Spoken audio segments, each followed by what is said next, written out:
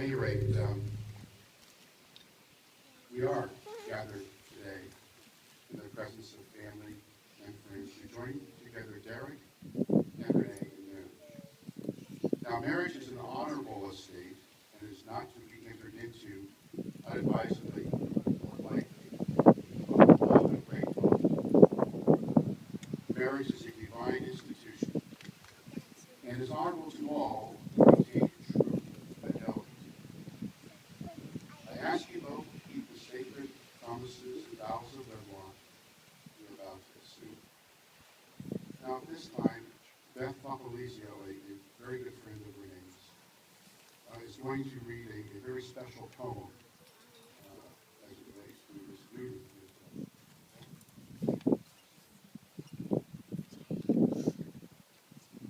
I ask the impossible. I ask the impossible. Love me forever. Love me when all desire is gone. Love me with the single-mindedness of a monk. When the world in its entirety and all that you hold sacred advise you against it, love me still.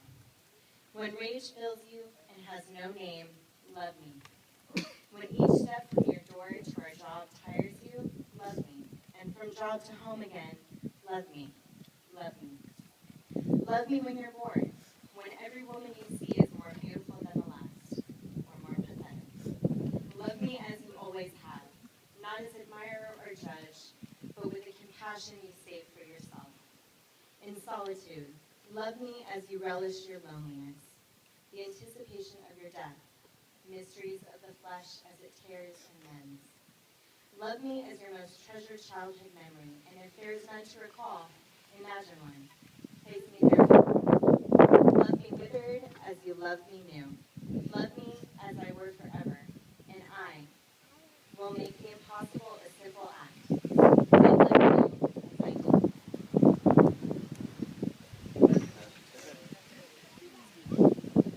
Now, the two of you have a lifetime of learning, of sharing, of supporting each other. Let there be spaces in your togetherness, but when separate, remember your love and obligations to the other. When together, delight in the joys of love, both physical and spiritual.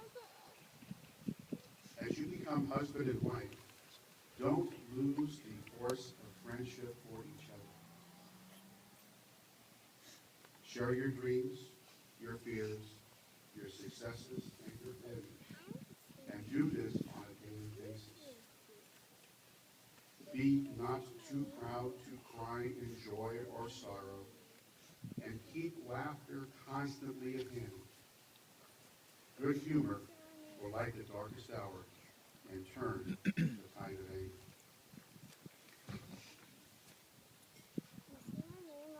Bear with me. It's a little windy here today. I want to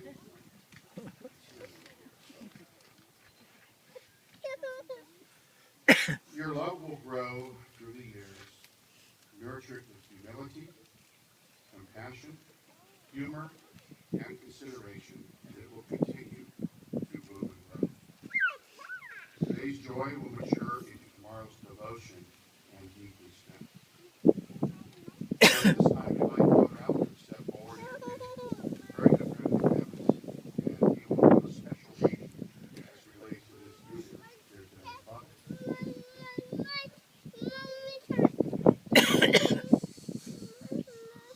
First of all, congratulations, Renee, Derek, congratulations to you. What I'd like to do is read a selection from Paul's letter to the Corinthians, and then I'd just like to offer a few reflections. My sisters and brothers, strive eagerly for the greatest spiritual gifts. And I could say, Renee and Derek, strive eagerly for the greatest spiritual gifts. If I speak in human and angelic tongues, but do not have love, I am a resounding gong or a clashing cymbal. And if I have the gift of prophecy and comprehend all mysteries and all knowledge, if I have all faith so as to move mountains, but do not have love, I am nothing. If I give away everything I own And if I hand my body over so that I may boast, but do not have love, I gain nothing. Love is patient. Love is kind. It is not jealous, is not pompous, it is not inflated, it is not rude. It does not seek its own interests. It is not quick-tempered. It does not brood over injury. It does not rejoice over wrongdoing, but rejoices with the truth. It bears all things, believes all things, hopes all things, endures all things. Love never fails. It's so striking to me, Renee and Derek, that love is what it's all about. That's what religion is all about. Love is our constant calling. It is our greatest challenge. And they say whenever we discover the power of love, we will discover fire for a second time. So, in your life together, it's going to be challenging, beautiful but challenging. And you're going to need that strength that only God can give you. To get away from each other every once in a while and go for a walk, go into church, whatever, but in your heart, find God's spirit of love. So I wish you the best. Thank you, Father.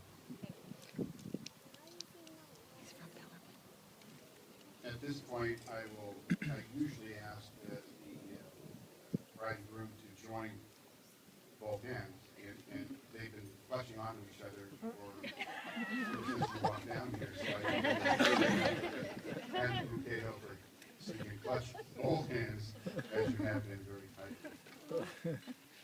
And Derek, if you could repeat after me. I promise to love you, I promise to love you, honor and cherish you, and to protect you in joy and in sorrow, in joy and in sorrow, in health and sickness, in health and sickness, in prosperity and adversity, and to be faithful to you for so long as I shall live. And Renee, you can repeat after me. Come on. You don't have any problem.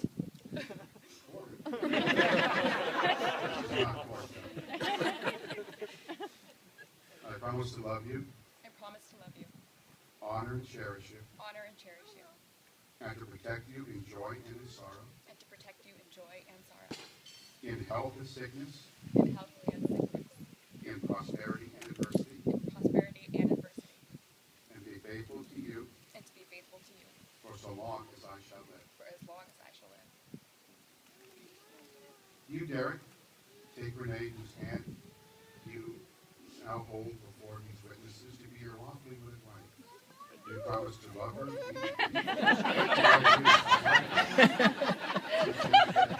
You try to kind of slide that's fine. This speech is going to, this is the real thing. Very good. So, again, as you said, I asked you. And we're going to do it, keep going. You're going to love her, to honor and cherish her, and to protect her in joy and sorrow, in health and sickness, and in prosperity and adversity, and be faithful to her for so long as you both shall live. I do. Right. And go wrong with that. You, Renee, take Derek, whose hand you now hold before these witnesses to be your lawfully wedded husband. You promise to love him, to honor and cherish him, and to protect him in joy and sorrow, in health and sickness, and in prosperity and adversity, to be faithful to him for so long as you both shall live. Now, a wedding ring is a very precious symbol, the token of your faith and love for each other. A never-ending circle symbolizes the lasting bond which you pledge to share. These rings which you exchange today should serve as a continuous reminder of your wedding vows. Can we have the rings, please?